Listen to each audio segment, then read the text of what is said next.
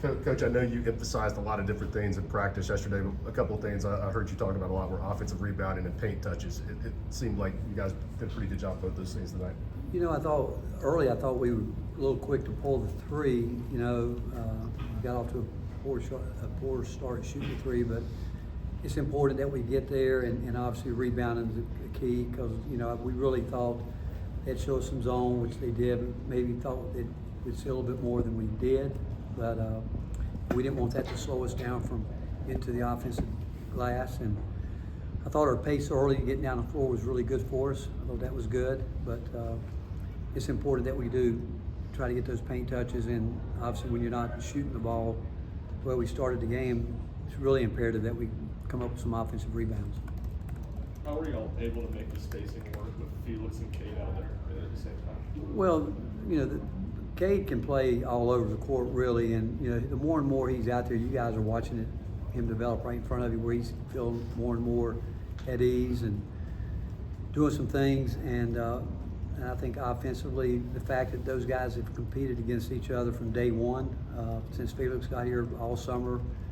I've said before, they didn't get any rest at all. They had to play almost every rep, and the fact that we mixed the lineup the way we have done, I think they're comfortable playing together. Rick, with Cade and Jordan both coming off the bench, just how valuable is what they are giving you right now coming off the bench? Well, I do. I think it's really valuable in the fact that Jordan's been he's been great, and I think when Cam gets back, and we're hoping by the time we roll into conference play that we really have a 10-man rotation. We've got 10 scholarship players. We hope we can work that out, and or we can maybe sustain some things a little bit longer. But that will be determined by our players and their development as they continue to grow. But and I look at Jordan as a starter. You know, I thought Igor really was locked in tonight. He got himself in some foul trouble, but we miss him when he's out there. He has become really a terrific offensive rebounder for us. But Cade comes in, and I think he brings us a different look. And again, the more he's out there, Jordan I thought was really key in the second half. I thought him getting aggressive, getting back, getting downhill, putting pressure on the lane was important to us, because we didn't want to bog down. And I thought when Z came out, he kept us moving. Go Grant, Mike, Reese.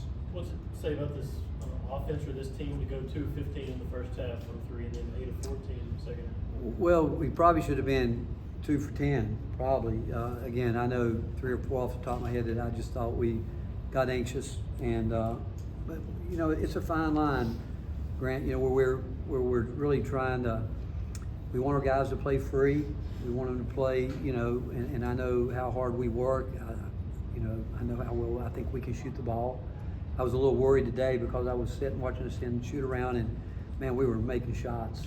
I mean, I'm like, boy, I don't know if I like this right now or not. I hope we haven't used them up, and I felt like that the first half, because all the guys were.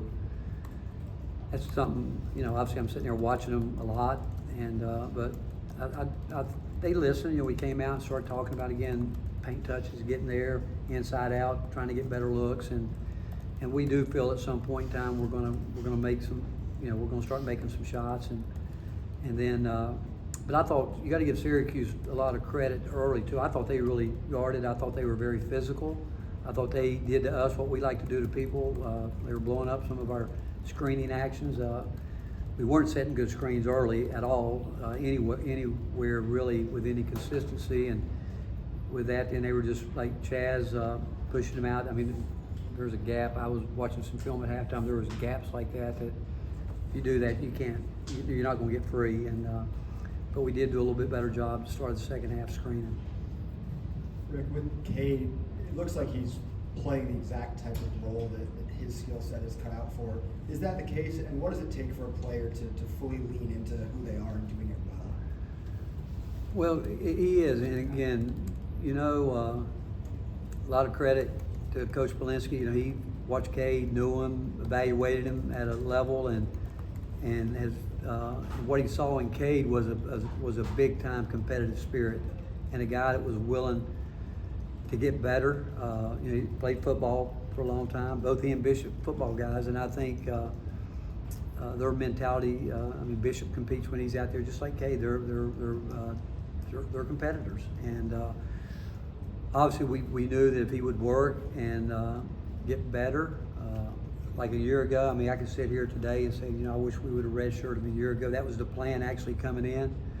But a year ago this time, our guys came and said, we're going to have him. And but the fact is, he puts his time in.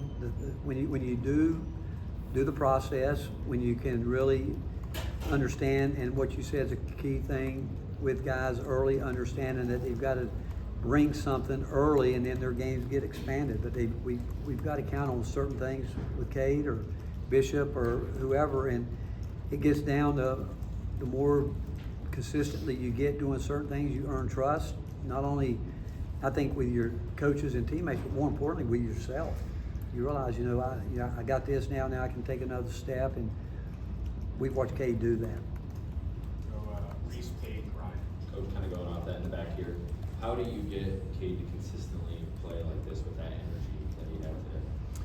Well, he's had some games where he's done this, and then he's gone backwards. And I tell him, there's a lot of guys that when they can't handle success, and we talk about getting better every day. The process, we believe in it. You got to go through, but it's just human nature.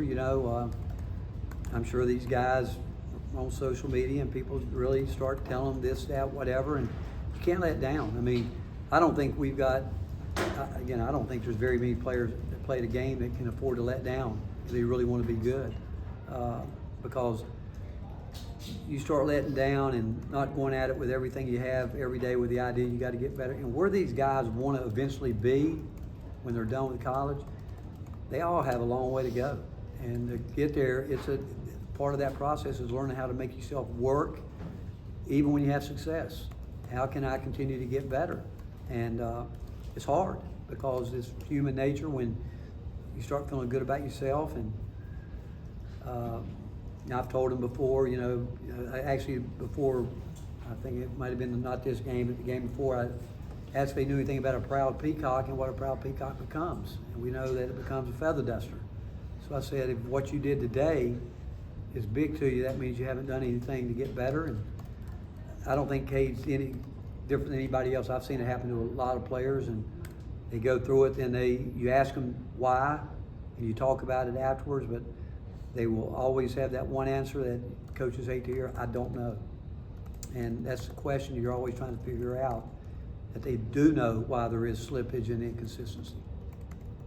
There were a number of times throughout the game where the defense was really feeding the offense, whether steals by Igor or Zakai. What did you like about how much their offense was fueled by the defense tonight? Well, so far this group has been good at it. We've been able to create some offense with our defense and not have to go down and obviously play against a set defense all the time. They did that to us. I mean, when they got out a couple times in transition because of our turnovers, and you can't guard turnovers, you can't guard poor shot selection, you can't guard an unbalanced court. And when we're keeper flow offensively, but when we can get active with deflections and break it loose, we need those plays. I mean, it's important that you get some of those and get out and run. Try to get. I don't think we got any where we really got out and ran hard enough on the wings tonight. I do think we had a couple of chances where we could have had a pipe run, but we didn't see it. But we've got to get consistently better at that, and obviously hoping that our defense can create some offense for us. Continuing the theme of Cade, he's talked about, like the day y'all got back from Detroit, having a conversation with you about how we needed to attack the offseason. What were the points of emphasis for you in that conversation? Well, one, he's not afraid to work. We know that. So that's something that we didn't have to challenge him about that. We challenged him about, one, improving his shot and developing a game offensively. And I do think this, as time goes on, he really works at shooting the ball. And when he gets comfortable, he'll do it. But it's got to be on his terms, and we're going to continue to work at that with him. He's very athletic. He's wiry, strong. I worried tonight coming in that we were going to have to, and they started the game with exactly what I told the guys they would do, trying to bounce him or Felix or Igor to the rim like Amir did with us with the Baylor game, and we were concerned about that, and knowing it, he's a good player out of the post too. But Cade's he's gonna do everything he can. He's got a little bit of a, like Z in him, a little stubborn streak where, you know, he when he messes up, he wants to come back and fix it right away. Where that's when Z gets himself in trouble, it's because he's so hard on himself. Cade's got that, and it's I shouldn't know, I don't know if I should say stubborn, it's probably more of a competitive spirit about it. They don't want to mess up. They want to get it right. And when they know they're not doing what they're capable of, they have the tendency to try to do too much. And Cade was doing that earlier in the year. He was trying to do some of that, but I think the more I watch him, he's comfortable, starting to settle in. But got to get, like all of us, we've all got to get better. And but I know he's going to do his part. Anything else? Last one over there. Rick, you've had to coach a lot of schools, and in some places you had to build the program up. I was wondering what your impression is of Red Autry, what he's doing here in year two, and the challenge he still faces following Jim Boeheim. You know, I will say this: we as coaches, you know, we're breaking down the scout. First thing that Greg Polinsky, and Greg's been around his game a long time. He came in, and first thing he said to me, he said, "You can tell Coach Autry has really gotten comfortable with who he is and how he wants to play." He said they're a much better man defensive team right now, and I think he's doing his part of, you know, they're playing more man than Jim would play. You know, still plays his zone some, which, I mean, people wouldn't know. I mean, we have a zone too. We just don't use it that much. And I think that he has decided that, you know, they're going to guard. And I thought they guarded us as well as anybody's guarded us all year. I thought they guarded. But he'll be like, you know, it's really interesting. Back when I got my first coaching job a long time ago, I went to a lot of people that I really respected. And every one of those guys told me it's going to take you 5 years. 5 years to figure out exactly how you think you want to play this game. And they all said, you better hope you get 5 years. And I know this, they've got a guy there at Syracuse and that loves that university. He knows what he's doing. He knows what he's doing. And he's only going to continue to get better at what he does. And the fact is, I can look at him now and I think I can see his conviction of what he believes in on the court, and he do it well. You think about it, he comes in the game tonight, losing a guy that scored averages 19 points a game. Now, I'm gonna tell you, when they told me he wasn't playing, I didn't like it. I really didn't, because we had prepared so hard to guard that. And I'm sitting there thinking, you know, somebody's gonna have a chance to do some things, maybe play more minutes. But I can tell you this, from his perspective, I know what he was going through, like 19 points or 19 points. How are we gonna generate it? And I thought that their game plan was sound, doing what they were doing. But he's a good coach.